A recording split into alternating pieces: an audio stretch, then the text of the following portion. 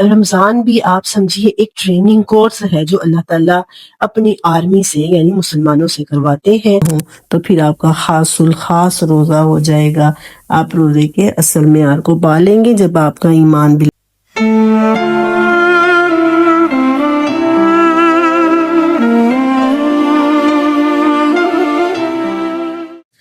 السلام علیکم ورحمۃ اللہ وبرکاتہ.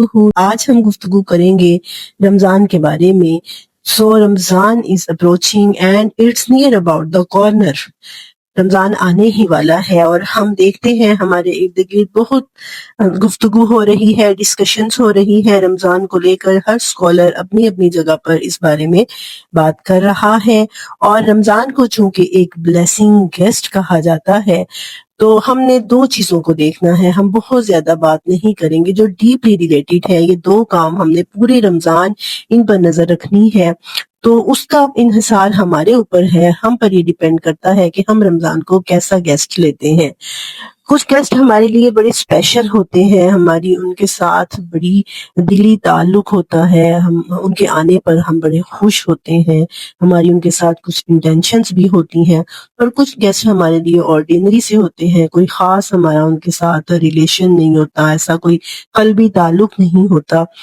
تو جو پہلے والے لوگ ہوتے ہیں جو ہمارے لیے بڑے اسپیشل ہوتے ہیں، ہم ان کے آنے پہ بڑی تیاریاں کرتے ہیں، گھر کو بھی صاف کرتے ہیں اور اپنے آپ کو بھی ہم جو ہے وہ تیار رکھتے ہیں، ہر لحاظ سے ہم تیاریاں کرتے ہیں. تو ہر آنے والا گیسٹ آپ کے لیے گفٹ لے کے آتا ہے، اور جب وہ جاتا ہے تو آپ اس کو کچھ نہ کچھ دیتے ہیں. موسٹلی ہمارے ہاں یہی رواج پایا جاتا ہے. لیکن رمضان اس سے ڈفرینٹ ہے. رمضان آتا ہے تو بھی گفٹ لے کے آتا ہے، اور جاتا ہے تو بھی ہمیں کچھ دے کر جاتا ہے. رمضان ہمیں کیا دے کے جاتا ہے یہ قرآن پاک سے ہمیں پتہ چلتا ہے. سورۃ البقرہ میں ڈیٹیل کے ساتھ رمضان کے بارے میں بات ہوئی ہے. اللہ تعالیٰ نے فرمایا ہے، یا ایھا الذین آمنوا کتب علیکم الصیام کما کتب علی الذین من قبلکم لعلکم تتقون، کہ اے ایمان والو تم پر روزے فرض کیے گئے جیسا کہ تم سے پہلے لوگوں پر فرض کیے گئے تاکہ تم تقوی اختیار کرو. اب اس میں ایک بات جو قابل غور ہے وہ یہ بھی ہے کہ روزے کوئی صرف ہمارے اوپر فرض نہیں کیے گئے بلکہ ہم سے پہلی قوموں پر بھی فرض تھے. یعنی اگر غیر مسلم کنٹریز میں رہتے ہوئے یا ایون پاکستان میں بھی رہتے ہوئے ہمارے بچوں کو کوئی غیر مسلم یہ احساس دلانے کی کوشش کرے کہ ہمیں تو ان پر ترس آ رہا ہے، کیا کیسے مسلمان ہیں کہ انہیں روزے وغیرہ بھی رکھنے پڑتے ہیں، اتنی گرمی میں سارا دن بھوکا رہنا پڑتا ہے، تو آپ اپنے بچوں کو بتا سکتے ہیں کہ ان کے مذہب میں بھی روزے فرض ہیں. یعنی صرف اسلام ہی ایسا مذہب نہیں ہے بلکہ اس سے پہلے تمام مذاہب پر اللہ نے روزے فرض کیے تھے. پھر آگے اس کا مقصد بتایا کہ لعلکم تتقون، تاکہ تم تقوی اختیار کرو. تقوی کیا ہے اس پر ہم مزید آگے بھی بات کریں گے، لیکن یہاں پر میں آپ کو رسول اللہ صلی اللہ علیہ وسلم کی ایک بڑی پیاری حدیث سناؤں گی جس میں آپ نے فرمایا کہ ان اکرمکم عند اللہ اتقاکم، تم میں سے اے ایمان والو تم میں سے سب سے زیادہ باعزت اللہ کے نزدیک وہ ہے جو متقی ہے. یعنی اللہ نے پوری مخلوقات میں ان لوگوں کو پسند کیا ہے جو تقوی کی روش اختیار کرتے ہیں. اور یہاں پر کہا کہ رمضان کے روزے رکھنے سے شاید تمہیں وہ تقوی حاصل ہو جائے، یعنی شیورٹی نہیں دی. اب یہ تمہارے اوپر ڈیپینڈ کرتا ہے کہ تم اس کو کس طرح سے گزارتے ہو. جیسے آپ اس کو ایسے سمجھیں جیسے کوئی سپریم لیڈر ہوتا ہے کسی کنٹری کا، اور اس نے ایک آرمی تیار کی ہوئی ہے، اور وہ اپنی آرمی کو جن پرپس کے لیے اس نے اس آرمی کو بنایا ہے اس پرپس کے حصول کے لیے وہ مختلف ٹریننگز کرواتا ہے. تو وہ رمضان بھی آپ سمجھیے ایک ٹریننگ کورس ہے جو اللہ تعالیٰ اپنی آرمی سے یعنی مسلمانوں سے کرواتے ہیں اس تقوی کے حصول کے لیے جس کو اللہ تعالیٰ نے اپنی پسند کا معیار قرار دیا ہے. تو روزہ اس کے حصول کی ایک ٹریننگ ہے، ایک مہینہ ایسا کہ جس میں انسان نے اپنی آپ یہ سمجھیے کہ آئیڈینٹی کرائسس کو سولو کرنے کا موقع، جو ہماری روح کے کرائسس ہے نا وہ ہمیں سولو کرنے کا موقع ملتا ہے. کیسے موقع ملتا ہے؟ رسول اللہ صلی اللہ علیہ وسلم نے فرمایا ہے، یہ آج کا اصل میں ہمارا ٹاپک ہے کہ من صام رمضان ایمانا و احتسابا غفر له ما تقدم من ذنبه وما تأخر۔ کتنی زبردست حدیث ہے، ہم سنتے رہتے ہیں، لیکن اس رمضان ان دو چیزوں کو ہی ہم نے اگر مائنڈ میں رکھ لیا تو انشاءاللہ العزیز جو مقصد ہے، جو پرپز ہے روزوں کا، وہ حاصل کرنے میں ہم بہت حد تک کامیاب ہو جائیں گے۔ حدیث کو دوبارہ سنتے ہیں، من ساما، جس نے روزے رکھے، رمضان کے ایمان کی غرض سے اور احتساب کی غرض سے، غفر لہ ما تقدم من ذنبہ وما تأخر، اس کے اگلے پچھلے گناہ معاف ہو جائیں گے۔ دیکھیے، پہلی چیز پر بھی ہم عمل کرتے ہیں، من ساما رمضان کے روزے رکھتے ہیں، اور اس چیز کو بھی ہم سمجھتے ہیں کہ اس سے ہمارے پچھلے گناہ معاف ہو جائیں گے۔ اب بیچ کا جو حصہ ہے نا، ایمانم و احتسابن، اس کو ہم اگنور کر دیتے ہیں، جبکہ اصل چیز ہی یہی ہے۔ دو چیزیں ہیں، ایک ایمان اور دوسرا احتساب۔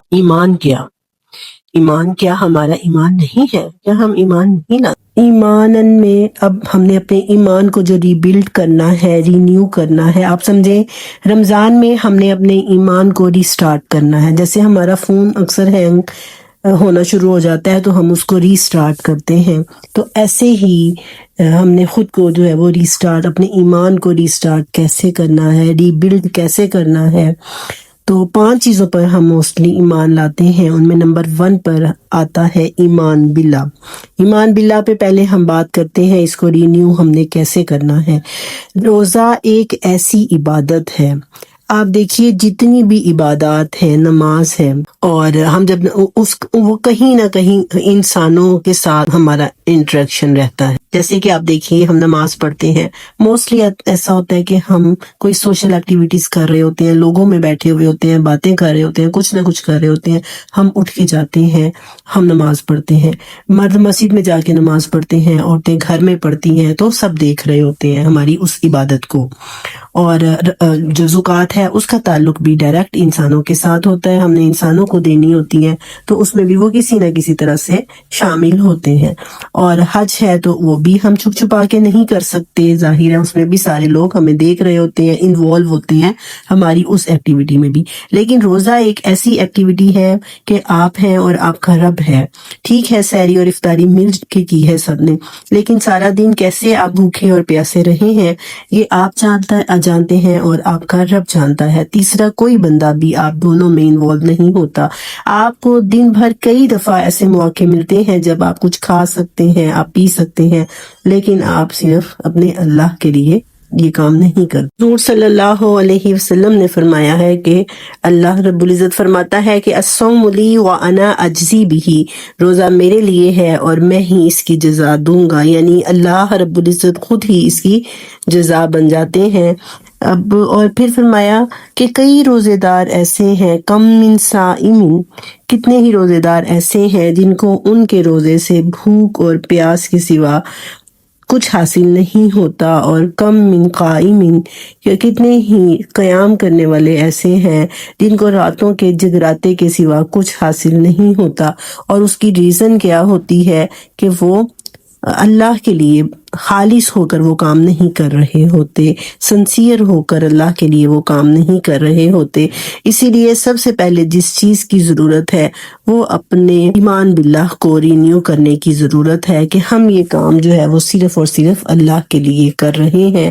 دن بھر اس چیز کا خیال رکھنا ہے، اللہ کے ساتھ اپنے ایمان کو، اپنے تعلق کو تازہ کرتے رہنا ہے، اس کے لیے ہم نے اذکار کرتے رہنا ہے، اپنی زبان کی حفاظت کرنی ہے۔ جس طرح حلال چیزوں سے خود کو روکا ہے، ایسے ہی حرام چیزوں سے بھی خود کو روکنا ہے۔ کوئی ہمیں کچھ نہیں کہہ لے گا اگر ہم غیبت کر رہے ہیں، کسی کو گالی دی ہے، کسی سے لڑائی جھگڑا کیا ہے، کوئی ہمیں کچھ نہیں کہے گا، لیکن ہمارا رب ہم سے ناراض ہوگا۔ اس چیز کا خیال ایک لمحے کے لیے بھی روزے دار کو غافل نہ کرے، مطلب یہ چیز اس کو غافل نہ کرے کہ اس نے جو ہے وہ اپنے رب کو بھولا ہو دن بھر، اور نہ ہی رات بھر، اور نہ ہی دن بھر کے کسی بھی دن بھر اور رات بھر کی کسی بھی ایک لمحے میں وہ اپنے رب سے غافل نہ ہوا ہو. یہ آپ سمجھے آپ کے روزے کی اپ گریڈ لیول ہے. جیسے ہم کہتے ہیں نا ہمارے پاس فون جو ہے ہم نے اپنا فون اپ گریڈ کرنا ہے، اچھے سے اچھا فون لینا ہے، اور ہمارے پاس جو ہے وہ اب اگر ہمارے گھر میں LCD ہے تو وہ بھی اپ گریڈ ہونی چاہیے. کوئی بھی چیز ہے ہم اپ گریڈ کرتے ہیں. تو ایسے ہی روزے کا جو اپ گریڈ لیول ہے نا وہ یہ ہے کہ آپ کسی لمحے اللہ کی یاد سے غافل نہ ہوں، اللہ کے ذکر سے غافل نہ ہوں، اللہ کے خیال سے غافل نہ ہوں. تو پھر آپ کا خاص الخاص روزہ ہو جائے گا. آپ روزے کے اصل معیار کو پالیں گے جب آپ کا ایمان باللہ ہر وقت تازہ رہے گا. اور دوسری چیز ہم کس پر ایمان لاتے ہیں؟ بالملائکہ، فرشتوں پر. اب ملائکہ پر ایمان کو ہم نے کیسے رینیو اور ریبلڈ کرنا ہے کہ ہم ملائکہ جو ہوتے ہیں وہ ہمارا ہاتھ پکڑ کر ہمیں جائے نماز پر کھڑا نہیں کریں گے، اور نہ ہی وہ ہمیں روزہ رکھوائیں گے یا ہمارے روزے کی حفاظت کریں گے. ایکچولی ہوتا یہ ہے کہ سورۃ فصلت میں آتا ہے کہ ان الذین قالوا ربنا اللہ ثم استقاموا تتنزل علیہم الملائکہ، وہ لوگ جنہوں نے کہا کہ ہمارا رب اللہ ہے اور پھر وہ اس پر ثابت قدم رہے تو ان پر ملائکہ کا نزول ہوتا ہے، یعنی فرشتے ان پر نازل ہوتے ہیں، ہمارے دلوں پر سکون نازل کرتے ہیں، ہمیں نیک اعمال پر ثابت قدم رکھتے ہیں. ہم نے روزہ رکھا ہے، اس روزے کی حفاظت کرنے کے لیے فرشتے دن بھر ہمارا ساتھ دیتے ہیں.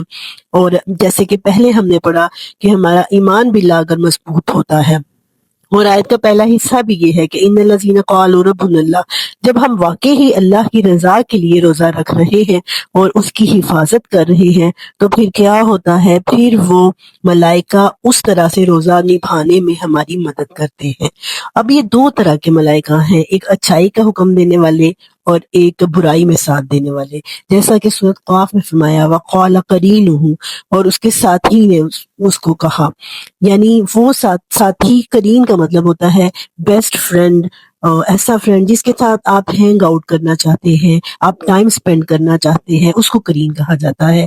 تو یہاں پہ قرین اس فرشتے کو کہا جو انسان کے ساتھ لگا رہتا ہے، اور انسان اگر برائی کا ارادہ کرتا ہے تو وہ برائی کے معاملے میں اس کا مددگار بن جاتا ہے. اگر مطلب روزہ رکھا ہے لیکن وہ کسی کی غیبت کر رہا ہے تو شیطان اس کو اور ابھارے گا کہ ہاں کرو غیبت، اور اس کو اس میں مدد، کوئی بات نہیں، تم کون سا کچھ غلط کہہ رہے ہو، جو اس میں ہے وہی کہہ رہے ہو. اور پھر کوئی بھی ایسا غلط کام کرنے کے لیے شیطان جو ہے وہ اس کو اکسائے گا، اس کی مدد کرے گا، اور انسان جو ہے وہ آہستہ آہستہ اس کی باتیں مانتا چلا جاتا ہے. اور پھر قیامت کے دن کیا ہوگا کہ وہ کہے گا ما اتغیتہ، اے اللہ میں نے تو اس کو گمراہ نہیں کیا تھا، یہ تو خود گمراہ ہوا تھا. تو اب چوز ہم نے خود کرنا ہوتا ہے کون سا راستہ ہم اپنا رہے ہیں، تو فرشتے اس میں ہمارے مددگار بن جاتے ہیں. تو یہ چیز، اس چیز کو بھی ہم نے ریبلڈ کرنا ہے روزے میں. ہمارے خاص طور پہ اپنے معاملات کا جائزہ لینا ہے، ہم دوسروں کے لیے اذیت کا باعث نہ بنے، ہم ایسی گفتگو نہ کریں جسے کسی کی دل آزاری ہو.